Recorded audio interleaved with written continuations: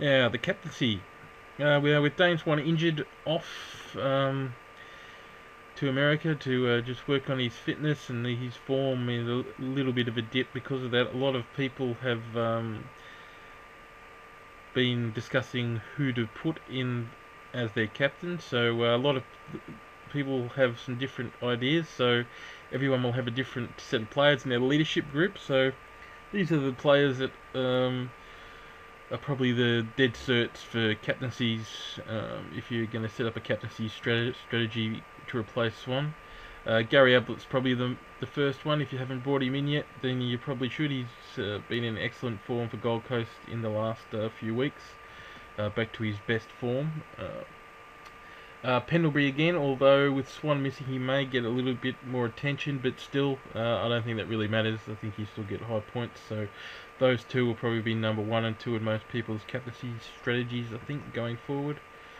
Then you'll have Mark Murphy, who's also in excellent form for Carlton, who's outshining Chris Judd in terms of fantasy football points at the moment, so he's one definitely worth looking at. Joe Watson coming back from injury this week for the Dons.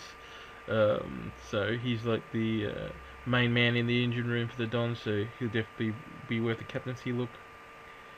Again, Brad Boyd, Mr. Consistency for the Bulldogs, although his scores have been slightly down recently, but expect them to increase with a slightly softer draw for the Doggies in the second half of the year, so I think he could really come home strong. And Dean Cox is having probably, well, arguably his career best season for West Coast at the moment, so his points have been massive every week, so he's another one, probably along with Pendlebury and Ablett, that will probably are probably the three main captaincy options for any team.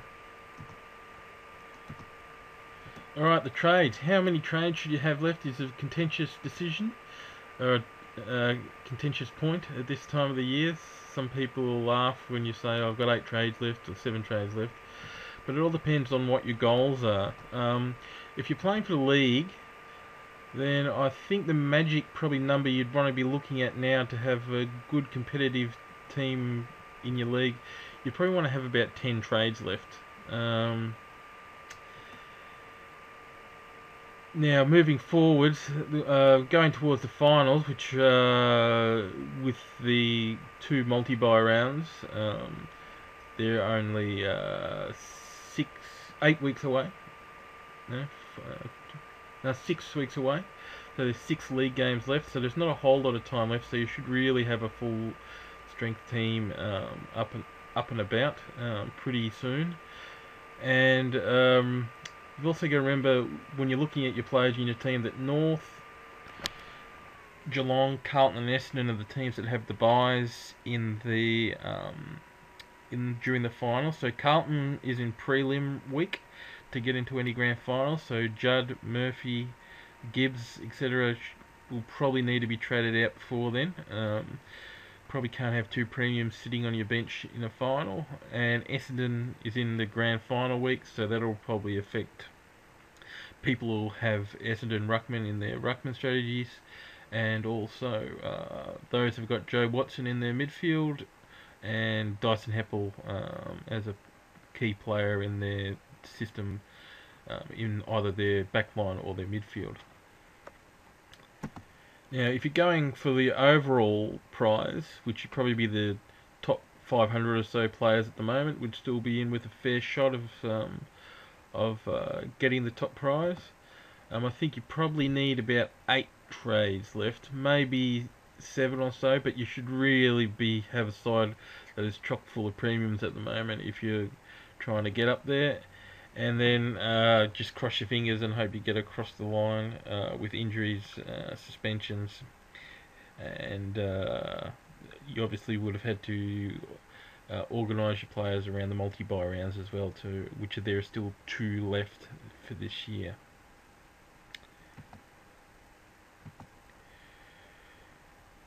Now, as I said before, 2012, there should be some preparations actually getting done by most fantasy footy nerds, and just really just jotting down names of players who have underperformed this year, who have been injured, players such as, let's say, Daniel Connors at Richmond, for instance, might be one that's jotting down whose price may drop, and also just having a look at some of the under 18 carnivals that are on right now, just jotting down names that come up in highlight packages and stuff, just so when you're going through names and stuff and building up your teams early on next year, you've got some preparation and stuff outside of the AFL prospectus and other documents and stuff that you can go ahead with and start to prepare your teams early. Anyway, that's just super nerdy footy fantasy team stuff, but I think it's really handy when you're trying to build your team up for the following season. And then we'll quickly go through the injuries now. At the Crows, probably no real big new names there, except Ian Callanan is close to coming back, so that's interesting. Tom Rockcliffe should be back this week. Staker's still a little while away, and Drummond is close as well. So keep those in mind. For Carlton, really only Jared Waite and Michael Jamieson tests interesting at the moment. Some people may have Layla in. He's still a few weeks away. Key Collingwood injuries. Beams 4 to 6 weeks. That's will be interesting for some Dream Teamers. I was almost going to bring him in, so I'm glad I didn't.